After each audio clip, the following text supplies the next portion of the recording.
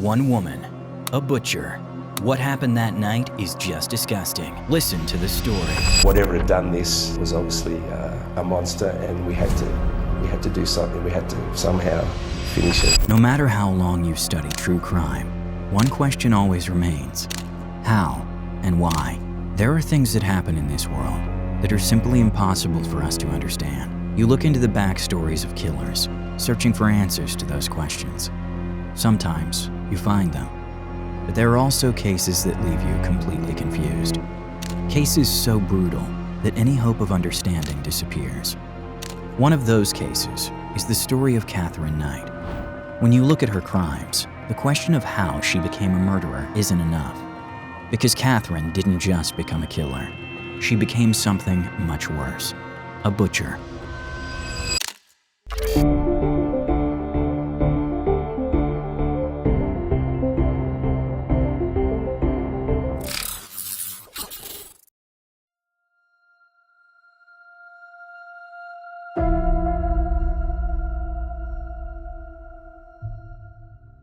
In October 1955, Barbara Rufflin gave birth to twins, two girls named Joy and Katherine. However, the children were not from her husband, with whom she already had 4 kids. She had met a coworker named Ken Knight through him, and the twins were his.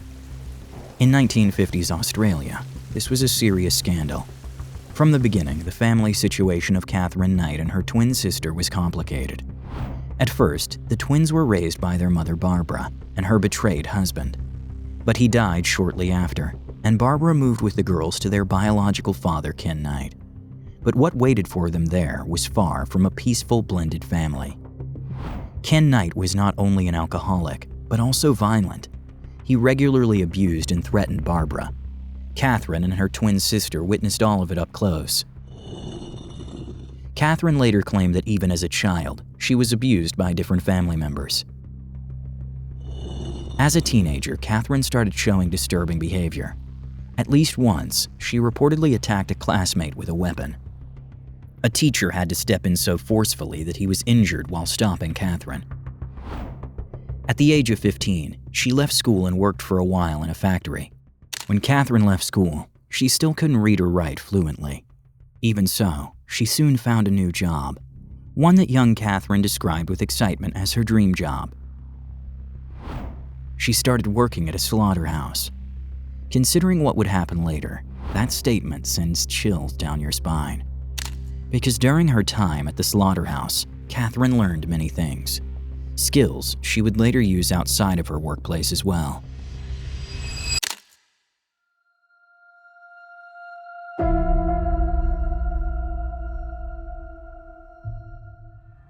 In 1973, at the age of 18, Katherine met her future husband, David. He also worked at the slaughterhouse. Like Katherine's father, David was an alcoholic. Katherine convinced David to marry her.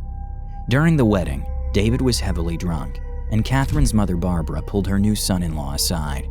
She gave him a serious warning. Barbara warned David about her own daughter, saying Katherine wasn't right in the head. She said Katherine was so unstable she might even be capable of murder. Barbara told him to take care of himself. And on their wedding night, that chilling warning began to come true. The couple had sex 3 times that night. Afterward, David fell asleep. But for Katherine, that wasn't enough. She got angry and felt rejected, so she almost strangled David to death. And this wasn't the only violent moment in their marriage. Violence was a constant part of their relationship. One time, Katherine hit David so hard on the back of the head with a frying pan that he suffered a fractured skull. She also burned all his clothes and destroyed other personal belongings. Although David was seriously injured, he found the courage to go to the police and file a report. But he soon withdrew it. Katherine had convinced him to do so. Even the birth of their daughter in 1976 couldn't fix the marriage, which was already broken by violence. In fact, things got worse. David cheated on Katherine repeatedly and left her multiple times. As a new mother, Katherine spent much of her time alone. When the baby was just 2 months old, Katherine placed her on train tracks, apparently intending for a train to hit and kill the child. By chance, a passerby found the baby just before a train came. Not long after, Katherine reportedly threatened several people with an axe. Despite these serious incidents, Katherine and David had a second child together. Again, Katherine's behavior raised concern. She was seen in public violently shaking the stroller, and bystanders contacted authorities. Katherine, now a mother of 2, was diagnosed with postnatal depression and admitted to a psychiatric clinic. But no one seemed to realize that her problems went far beyond depression. At the clinic, Katherine even told a staff member that she had almost killed a man. The man was a mechanic who had repaired David's car, a car that David then used to visit his mistress. In Katherine's eyes, the mechanic had made the affair possible. Despite all this, Katherine and David moved back in together after her release from the clinic. But only a short time later, David finally ended the relationship for good. Still, Katherine wouldn't stay alone for long, because soon she would meet her second husband.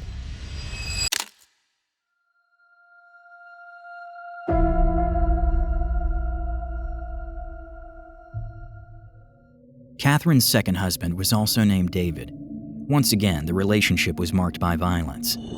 The two get together in 1986, and Katherine had 2 daughters with him. Their arguments escalated quickly. One time, Katherine slit the throat of David's puppy right in front of him to show him what she was capable of. Another time, she stabbed him with a pair of scissors. The relationship didn't last long, but once again, Katherine quickly rushed into her next relationship. Her new partner, John, stayed with her for 3 years. They had a son together. The relationship ended when Katherine cheated on him with another man also named John. She began a relationship with this second John, and he would become the man she would later murder with unbelievable brutality. In 1995, Katherine moved in with her new boyfriend. John owned a small house in the town of Hunter Valley. Their relationship lasted nearly 10 years, but just like her previous relationships, it was filled with violence. At first, everything seemed to go smoothly, but that changed quickly when John made it clear he didn't want to marry Katherine. In response, she schemed to get him fired from his job, forcing him to look for new work. Again and again, she abused him, emotionally and physically. One time, the two even ended up sitting together at the police station. Katherine is said to have chased John with a butcher's knife. Both of them gave different statements about the incident, and in the end, the case was closed and filed away. Katherine once told her daughter, "I'm going to kill him, and then I'll get away with it. I'll just act like I'm crazy." John had 2 children, including his daughter Rosie. She later said in interviews that she had warned her father about Katherine. I used to tell Dad all the time, get rid of her. Just over the years, they were together 7 years off and on. Me on the outside looking in, I could see exactly what was happening. I could see what she was doing. In February 2000, John tried to get a restraining order against Katherine, also to protect his 2 children. Katherine's violent behavior had gotten so out of control that even the children's safety could no longer be guaranteed. On the same day, John called a coworker. He said that if he didn't show up for work in the next few days, it probably meant Katherine had killed him. And on the morning of March 1st, 2000, John did not show up for work. That was very unusual for him. John was an easygoing guy, and you could always count on him. A coworker drove to his house to check if everything was okay, but before even entering, he turned around because there was blood on the front door. The coworker immediately called the police. Officers arrived at John's house around 8 a.m. It's not uncommon for police to do wellness checks to make sure someone is okay. And while the blood on John's door was alarming, it could have had a simple explanation. Maybe he had fallen, hurt himself, and made it back inside. Or maybe he injured himself doing yard work the day before and simply overslept. But nothing could have prepared the officers for what they found inside that small house. Already in the hallway, they saw a huge pool of blood. Throughout the house, there were blood splatters and smear marks. In the living room, they found John's body. He had been stabbed at least 37 times. From the blood at the door and the smears across the house, it was clear that John had tried to escape after the first attacks. But it seems he was dragged back inside. John Price couldn't save himself. His head was missing. His skin had been removed. So precisely that during the later autopsy, it could actually be reattached to his body. Next to him lay a large butcher's knife. Whoever committed this terrible crime must have been an expert in this area, Or rather, a person who knew exactly what they were doing. Someone not only capable of cold-bloodedly decapitating a man, but also removing his skin in one whole piece. Someone like Katherine Knight. In the kitchen, John's head was found on the table. Next to it were plates, but the meat on them didn't come from an animal. It was human flesh, cut from John's buttocks. Now it was served with vegetables, arranged on his own dining table. A police officer who was among the first to enter the house described the scene like this. "I saw his entire skin, what you'd call the hide, in one piece, with a meat hook pierced through the scalp and hair, hanging from a door frame in the dining area. It was just dangling there. Then we looked down the hallway at all the blood and moved on to the kitchen stove, where some meals with meat and vegetables had been prepared. We then looked inside a large cooking pot and lifted the lid. Inside it was John's head."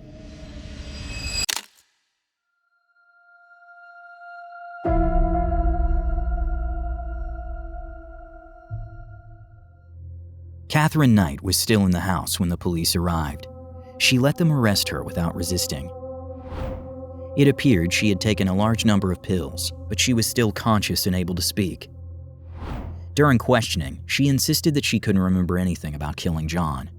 A long debate followed about whether Katherine Knight was mentally fit to stand trial. But in October 2001, the moment came. Katherine finally had to face court and answer for her actions. She pleaded not guilty. But with the overwhelming evidence against her, she didn't stand a chance. The facts were clear. Katherine Knight was sentenced to life in prison. The judge ended the sentencing with the words that parole should never be considered. Katherine Knight was to remain in prison forever. To this day, many rumors surround the exact details of how John Price's body was found. Some sources claim that Katherine planned to invite John's children for dinner and serve them parts of their own father's body. Others say that Katherine herself ate part of John's remains before the police arrived. What's true and what's just a horrifying myth, no one really knows. The crimes of Katherine Knight traumatized many people, not just the person directly affected. One of the police officers who found John's body later spoke openly in an interview with The Sun about his mental health struggles. He said that discovering the body at John Price's home was what finally broke him. To this day, he suffers from post-traumatic stress disorder and is in regular therapy. According to him, other officers involved in the case also changed drastically afterward. Katherine Knight is now 67 years old. She will never leave prison for the rest of her life. Who knows if she's even capable of understanding how much pain she caused so many people. And even if she does understand, the question remains whether she's able to feel anything about it at all. If you like this video, feel free to leave a like, a comment, or subscribe to the channel. Also, turn on the notification bell. It really helps the channel a lot. Early interaction after a video is uploaded increases the chance that YouTube will recommend it to others who haven't subscribed yet. Thank you so much in advance, and of course, thank you for watching. Here you can see the next gruesome case. Click on it. Until then, see you soon. Stay safe.